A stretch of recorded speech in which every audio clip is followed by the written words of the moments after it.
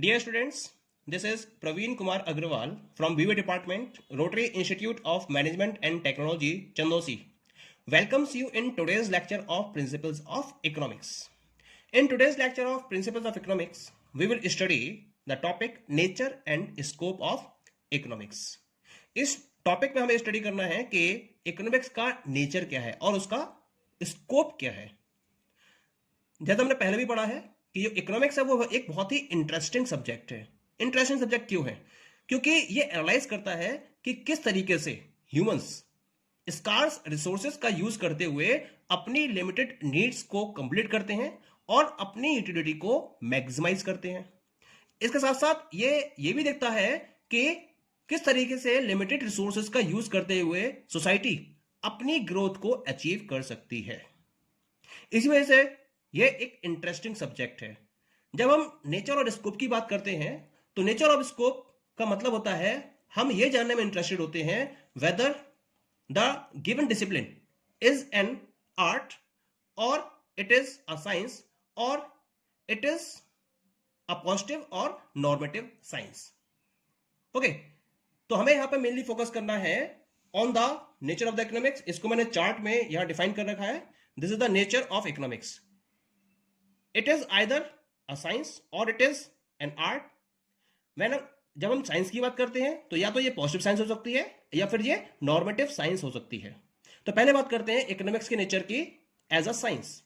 Economics as a science, अगर हम ये प्रूव करना चाहते हैं कि इकोनॉमिक्स का बिहेवियर साइंस की तरह है तो हमें ये बताना होगा कि जो साइंस के फीचर्स हैं वही फीचर्स इकोनॉमिक्स के हैं। एक इकोनॉमिस्ट थे जिनका नाम था सेलिगमैन। सेलिगमैन ने कहा था कि साइंस की दो ब्रांचेस होती हैं, एक होती है नेचुरल साइंस और दूसरी होती है सोशल साइंस। इकोनॉमिक्स को उन्होंने सोशल साइंस कहा। क्यों? क्योंकि it is a systematic body of knowledge in which economics facts are studied and analyzed in relation to human being। यानी कि ह्यूमन बीइंग के रिलेशन में हम डिफरेंट टाइप के फैक्ट्स, इकोनॉमिक फैक्ट्स को स्टडी करते हैं और एनालाइज करते हैं क्योंकि ये ह्यूमन बीइंग्स के रिलेशन में है। इसी वजह से इसको सोशल साइंस का नाम दिया गया है। जबकि हम और भी डिसिप्लिन हम स्टडी करते हैं जैसे फिजिक्स है, केमिस्ट्री है, ये सारे के सारे जो डिसिप्लिन हैं इनको हम नेचुरल साइंस की कैटेगरी में रखते हैं। क्लियर? अब बात करते हैं उन आर्ग्यूमेंट्स की जो ये प्रूव करेंगे कि जो इकोनॉमिक्स का नेचर है वो एक सोशल साइंस की तरह है। सबसे पहला पॉइंट है इसके अंदर, that is the systematic study. क्योंकि साइंस का सबसे बड़ा फीचर क्या है कि यहां पर फैक्ट्स को सिस्टमैटिक वे में गैदर किया जाता है, फिर उनको एनालाइज किया जाता है, उसके बाद प्रॉपर इंफॉर्मेशन उनसे समअप की जाती है। यही बिहेवियर इकोनॉमिक्स का भी है। इकोनॉमिक्स में जो social science, economics as a social science involves the systematic study of human behaviour. ये भी ह्यूमन बिहेवियर की सिस्टमैटिक स्टडी को फोकस करती है। और मेन पॉइंट्स क्या फोकस किए जाते हैं?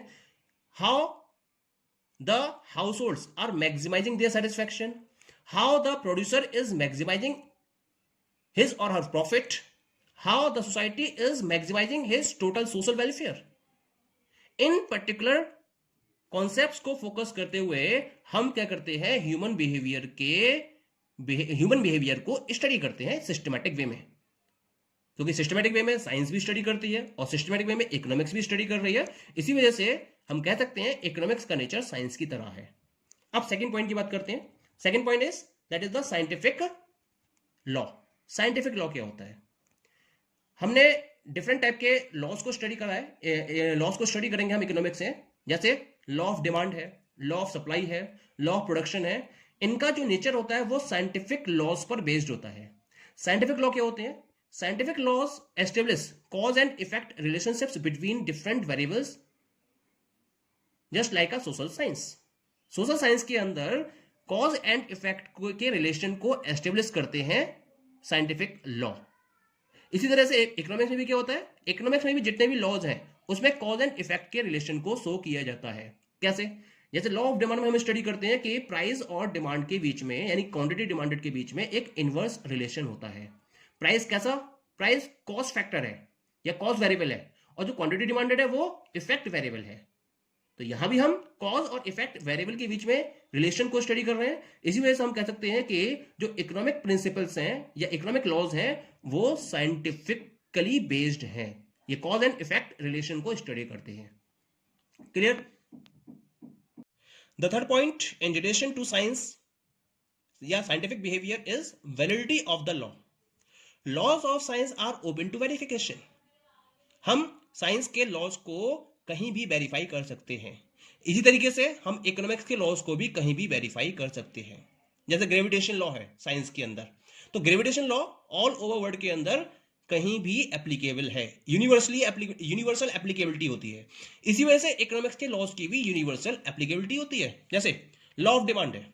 लॉ ऑफ डिमांड का मतलब है कि अगर किसी पर्टिकुलर प्रोडक्ट के प्राइस बढ़ेंगे तो उसकी क्वांटिटी डिमांडेड कम होगी, प्राइस कम होंगे तो क्वांटिटी डिमांडेड बढ़ेगी। ये लॉ ऑल ओवर वर्ल्ड में आप कहीं भी चले जाइए, हर जगह सेम वे में एप्लीकेबल है, कहीं भी इसमें डिफरेंस नहीं आता है, यानी कि इसकी यूनिवर्सल एप्लीकेबिलिटी है, यानी कि this is the validity of the law. अब क्योंकि ये इकोनॉमिक्स का जो नेचर है वो साइंस के इन 3 पर्टिकुलर फैक्टर्स को फॉलो कर रहा है, तो हम ये कह सकते हैं कि जो इकोनॉमिक्स का नेचर है वो साइंस की तरह है। लेकिन अब हम बात करते हैं साइंस के 2 एस्पेक्ट की। पहला एस्पेक्ट है पॉजिटिव एस्पेक्ट और दूसरा है नॉर्मेटिव एस्पेक्ट। तो हमें ये भी देखना है कि क्या इकोनॉमिक्स पॉजिटिव और नॉर्मेटिव दोनों एस्पेक्ट को फॉलो करती है। सबसे पहले हम बात करते हैं economics as a positive science. Economics का नेचर एक पॉजिटिव साइंस की तरह होता है। अब पॉजिटिव साइंस क्या होती है? Positive science is that science which studies an accurate and true description of events as they happen. As a positive science, economics makes positive statements. Positive science का मतलब क्या है कि जो इवेंट जिस तरीके से अकर होती है उसको उसी तरीके से एक्यूरेट और ट्रू वे में डिस्क्राइब करने की जो साइंस होती है उसको हम पॉजिटिव साइंस का नाम देते हैं। अब हम जब इकोनॉमिक्स की बात करते हैं तो इकोनॉमिक्स भी क्या करती है? इकोनॉमिक्स पॉजिटिव स्टेटमेंट्स प्रोवाइड करती है जस्ट लाइक पॉजिटिव साइंस। जैसे ह्यूमंस के बिहेवियर को स्टडी किया रहा है, तो ह्यूमंस का बिहेवियर जिस तरीके से वो बिहेव कर रहे हैं उसी तरीके से आप क्या कर रहे हो, उसको डिस्क्राइब कर रहे हो। तो एक तरीके से हम ये कह सकते हैं कि जो इकोनॉमिक्स का बिहेवियर है वो पॉजिटिव साइंस की तरह है। और समझ लेते हैं इसको। The positive statement describe what was, what is and what would be under the given set of circumstances. यानी कि एक कंडीशन आपको दे रखी है, सर्कमस्टेंस दे रखी है, और उस सर्कमस्टेंस में व्हाट वाज क्या था, क्या है और क्या होगा।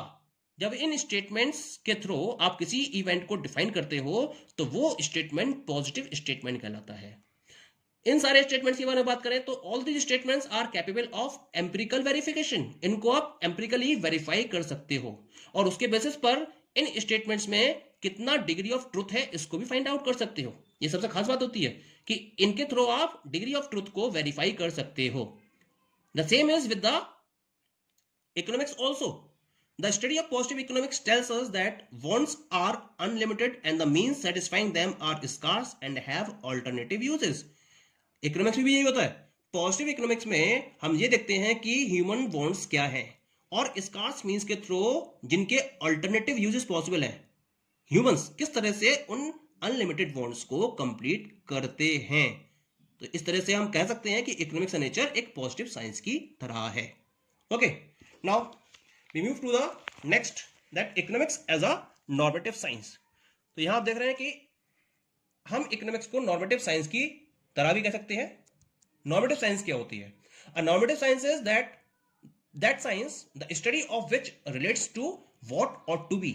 The main point of focus is what to be, यानी कि क्या होना चाहिए, यानी कि हम एक प्रॉपर सॉल्यूशन सर्च करते हैं। ऑब्जेक्टिव क्या है इसका? The objective is to determine the norms और aims. It also offers suggestions for solving the problem.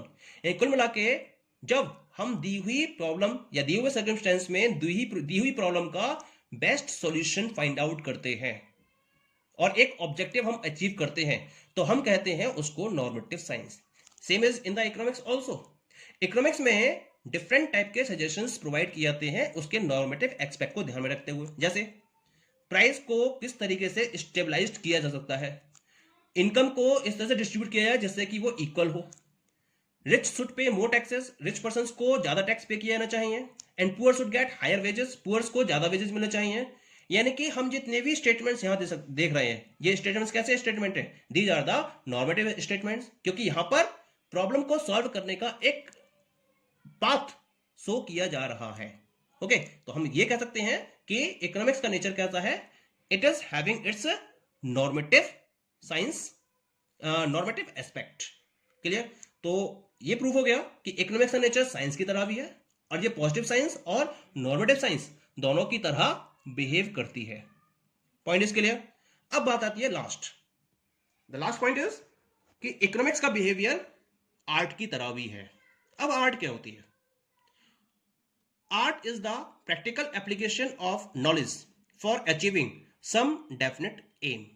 हमने अपना एक डेफिनेट एम फिक्स कर रखा है, और उस डेफिनेट एम को अचीव करने के लिए जब हम प्रैक्टिकल एप्लीकेशन ऑफ नॉलेज को अप्लाई करते हैं, यानी कि प्रैक्टिकल एप्लीकेशंस को इंप्लीमेंट करते हैं, तब हम क्या कर रहे हैं? तब हम आर्ट का यूज कर रहे हैं। जैसे सिंगिंग क्या है? एक आर्ट है। प्लेइंग क्रिकेट क्या है? एक आर्ट है। प्लेइंग फुटबॉल या प्लेइंग एनी गेम क्या है? एक आर्ट है। क्या करते हैं हमने एक ऑब्जेक्टिव डिसाइड कर रखा है, और उसके अंदर हम एक प्रैक्टिकल एप्लीकेशन ऑफ नॉलेज को अप्लाई करते हैं, और उसके थ्रू उस पर्टिकुलर आर्ट में एक्सपर्टाइज गेन करते हैं। चाहे सिंगिंग है, उसके अलग रूल्स एंड रेगुलेशंस हैं। डांसिंग है, उसके अलग रूल्स एंड रेगुलेशंस हैं। एक प्रैक्टिकल नॉलेज पर बेस्ड है वो। तो वो प्रैक्टिकल नॉलेज हम गेन करते हैं, उसको रेगुलर प्रैक्टिस में लेकर आते हैं, और उसके बेसिस पर हम अपने ऑब्जेक्टिव को अचीव कर लेते हैं। Same is with the economics. Economics में भी जो प्रैक्टिकल प्रॉब्लम्स हैं, उनके रिगार्डिंग सॉल्यूशन प्रोवाइड किया जाता है। इसी वजह से इकोनॉमिक्स को हम आर्ट की तरह भी कह सकते हैं। एक एग्जांपल लेके चलते हैं। क्या है example? In order to achieve the objective of full employment, the government pursues the path of economic planning. ये तो हमें पता है कि अगर गवर्नमेंट फुल एम्प्लॉयमेंट को अचीव करना चाहती है, तो उसके लिए क्या करना पड़ेगा? उसको इकोनॉमिक प्लानिंग के पाथ को फॉलो करना पड़ेगा। अब अगर जब वो इकोनॉमिक प्लानिंग के पाथ को फॉलो करती है, अब बात आती है प्लानिंग की। प्लानिंग क्या है? प्लानिंग इज एन आर्ट, क्योंकि ये प्रैक्टिकल एप्लीकेशन ऑफ नॉलेज को यूज करती है स्पेसिफिक ऑब्जेक्टिव को अचीव करने के लिए। और स्पेसिफिक ऑब्जेक्टिव क्या है आपका? फुल एम्प्लॉयमेंट को अचीव करना। तो उस फुल एम्प्लॉयमेंट को अचीव करने के लिए economic planning practical application of knowledge का यूज करती है। इसी वजह से हम कह सकते हैं कि जो इकोनॉमिक्स है, उसका बिहेवियर आर्ट की तरह भी है। तो हमारा कंक्लूजन क्या निकल कर आता है कि अगर हम नेचर और स्कोप की बात करेंगे, तो economics behaves like a science as well as it behaves like a art, like an art. In the same way, it is a positive science as well as it is a normative science. Clear? Thank you.